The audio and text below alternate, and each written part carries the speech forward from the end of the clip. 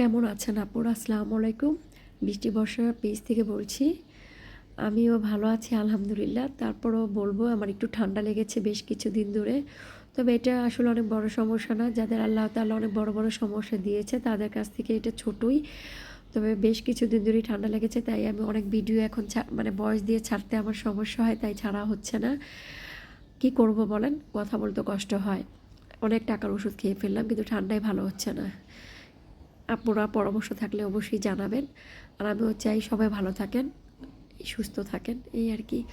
তো রোজা আসছে, প্রত্যেক রোজার মধ্যেই আমি তেঁতুলের সসটা বানাই। তেঁতুলের সসটা আসলে বানাতে কষ্ট হয়, অনেক সময় লাগে, তাই আমি বছরে একবারই বানাই। তো আমার ভাই আসছে বিদেশ থেকে, ও আবার আমার হাতে তেঁতুলের সসটা খুবই পছন্দ করে। ও আবার এই তেঁতুলের সস ছাড়া কোনো ভাজা টাজা খেতে মানে চায় না। ওর জন্য আসলে বিশেষ করে এবার বানানো, না হলে হয়তো আমি বানানোও হতো না। আমি একটু অসুস্থই, আমার কাছে বিরক্তই লাগে আর অনেক টাইম লাগে বানাতে। তো সারাদিন তেঁতুলটা ভিজিয়ে রেখেছিলাম।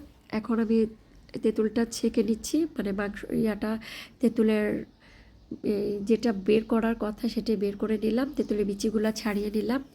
প্রায় 1 ঘন্টার উপরে লেগেছে আমার এটা বের করতে। তো তাল যেভাবে নেয় সেভাবেই আসলে তেঁতুলটা নিতে হয় দেখি তেঁতুলের সসটা বানাতে গেলে।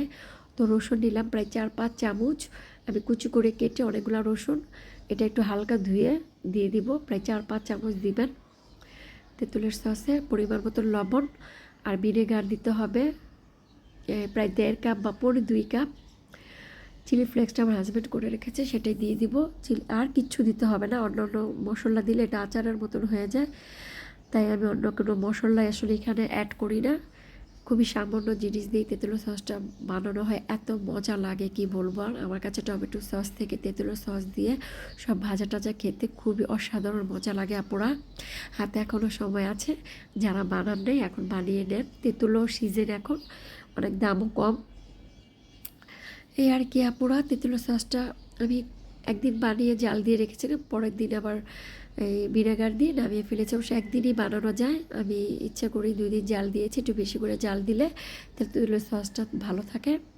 আমি গত বছর তেঁতুলের সসটা বানিয়েছি, 1 বছর ছিল বাহিরেই, ফ্রিজেও রাখিনি। এইবারও জানি না কেমন করে থাকবে, কতদিন থাকবে। তো ইনশাল্লাহ আশা করি থাকবে। আমি অনেক ভালো করে জাল দিই, তবে বেশি ঘন করতে হবে না, মিডিয়াম থাকতে হবে, যাতে বোতলে ভরা যায়, একটা জারে ভরা যায়, সসের মতনই থাকে। তো ওইভাবেই আইডিয়া করে আপনারা রাখবেন, একটু পাতলা টাইপের রাখবেন, পরে কিন্তু তেঁতুলের সসটা ঘন হয়ে যায়। তো অনেক, এই যে আমার বানানো প্রায় শেষ হয়ে গিয়েছে। তেঁতুলের সসটা এভাবে বানিয়ে খেলে বিশ্বাস করেন এত মজা লাগে কি আর বলবো, খুবই মজা হয়। যে আমি ভিনেগার দিয়ে দেবো প্রায় 1.5 কাপের বেশি দিয়ে আমি ভিনেগারটা দিয়ে নাড়াচাড়া করে ঠান্ডা করে কোনো এক জারের মধ্যে ভরে রাখলেই আপনি 1 বছর পর্যন্ত খেতে পারবেন।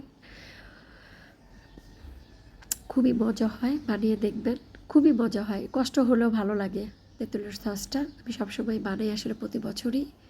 আমার এই তেঁতুলের সসটা আমাদের আত্মীয়স্বজন প্রায় অনেকেই অনেক পছন্দ করে। আমার ননদা আমাকে দিয়ে তেঁতুলের সস কয়েকবারই বানিয়ে নিয়েছে। আমাদের বাড়িতে সবসময় আমাকে দিয়ে বানায়।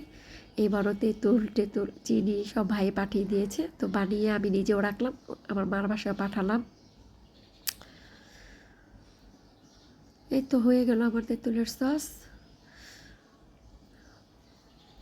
এখন আমার হাজব্যান্ড এই তেঁতুলের সসটা জার ভরে দিবে।